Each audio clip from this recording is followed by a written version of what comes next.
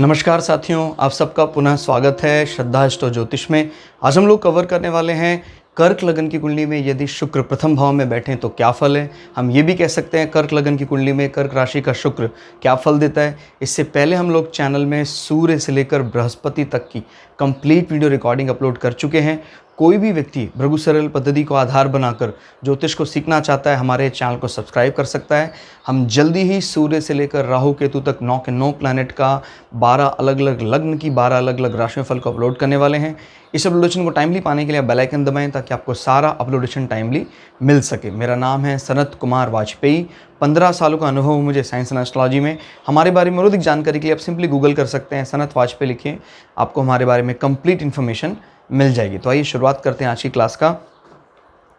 कर्क लग्न और लग्न में ही शुक्र विराजमान है। हम अगर लग्न के बारे में और डिटेल जानना चाहते हैं तो हमारी आपको प्लेलिस्ट मिल जाएगी 12 अलग अलग लग्न के बारे में। आप उस वीडियो को देखेंगे तो आपको इस वीडियो को देखने में ज़्यादा आसानी होगी। याद रखिएगा, लग्न का अपना एक स्ट्रक्चर होता है, अपनी एक सोच होती है, वो डिपेंड करता है इसके लग्नाधिपति के ऊपर। तो यहाँ लग्नाधिपति हैं चंद्रमा, तो इनका सोच, इनका काम करने का तरीका कहीं ना कहीं चंद्रमा के इर्द गिर्द ही घूमता है। और क्योंकि चंद्रमा और शुक्र की कुछ प्रॉपर्टी मैच भी करती हैं तो वो एक प्रकार से यहाँ पर उसका सुखद अनुभव आपको देखने को मिलता है। लेकिन हमें ये बात भूलनी नहीं चाहिए कि शुक्र और चंद्रमा में एक विरोधाभास भी है।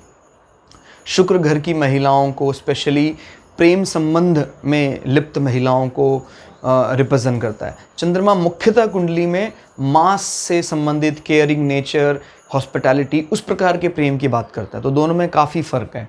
जीवन में सुख की अनुभूति कराने का डिपार्टमेंट शुक्र के पास है और हमारे मन को हर चीज़ किस प्रकार से फील होती है, हमारे मन मस्तिष्क का स्वामी, या नॉट मस्तिष्क, मन का स्वामी चंद्रमा है।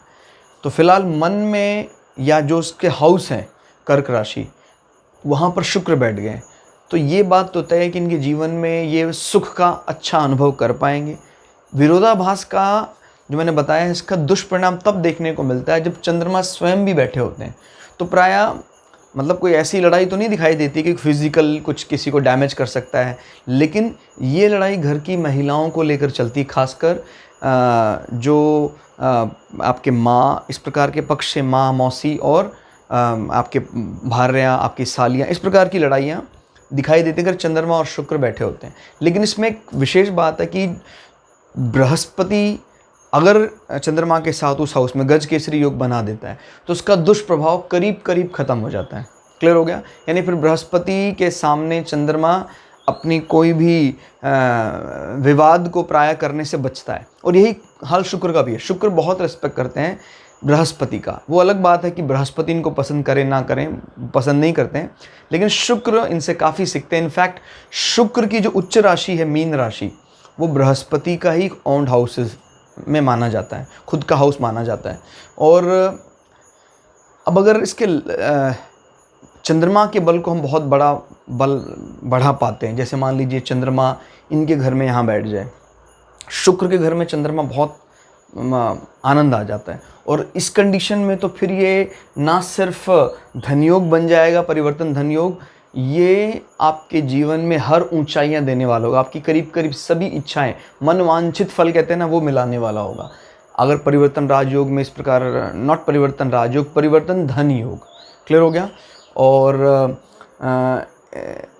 यस एग्जैक्टली, परिवर्तन राजयोग एज वेल एज परिवर्तन धन योग, बोथ, क्योंकि शुक्र के पास इस विष्णु हाउसेस की भी लॉर्डशिप है और जो आय भाव उसकी भी लॉर्डशिप है। और ये तो आपको पता, लग्नाधिपति है ही चंद्रमा। तो अगर चंद्रमा और शुक्र डायरेक्टली इनडायरेक्टली कहीं भी संपर्क में आते, या तो एक दूसरे पर दृष्टिपात कर दें, या अपने घर एक्सचेंज कर लें, या इकट्ठे बैठ जाएं, तो प्रबल धन योग एज वेल एज राजयोग बन जाएगा कर्क लग्न के लिए।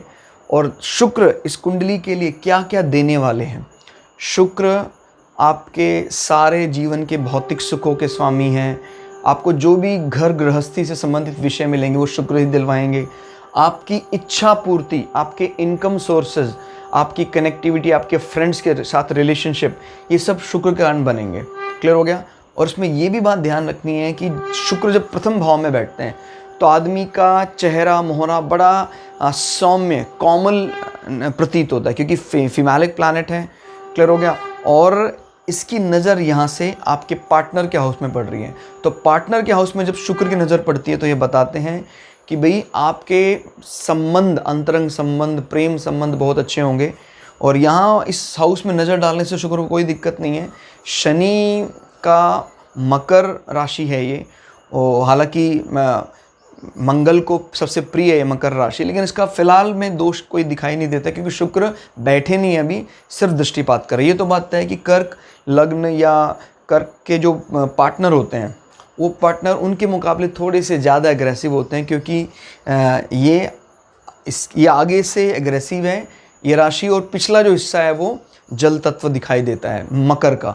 तो कुछ ऐसे स्वभाव इनके पार्टनर का दिखाई देता है, लेकिन शुक्र यहाँ दृष्टि डालकर इनको शांत रखने का, प्रेम संबंधों में बंधे रहने का प्रयास करता है, काफ़ी हद तक कामयाब भी होता है। अब इसमें ये देखते हैं अपने से कहाँ बैठा है। देखिए इनकम का जो स्वामी है वो यहाँ बैठा हुआ है, तो मतलब आप अपनी इनकम को लेकर एक प्रकार से आश्वस्त रहते हैं। अपना स्वामी 1 2 3 क्लियर हो गया, अपने से 3 बैठा है। तो जनरली जब कभी भी हम आपके दोस्तों के भाई बहनों के बारे में या दोस्तों की कम्युनिकेशन के बारे में चर्चा करना चाहते हैं तो हम प्रथम भाव से देखते हैं, या बड़े भाई के जो कम्युनिकेशन के बारे में, तो वो सारी यहाँ से बात पता लगती है।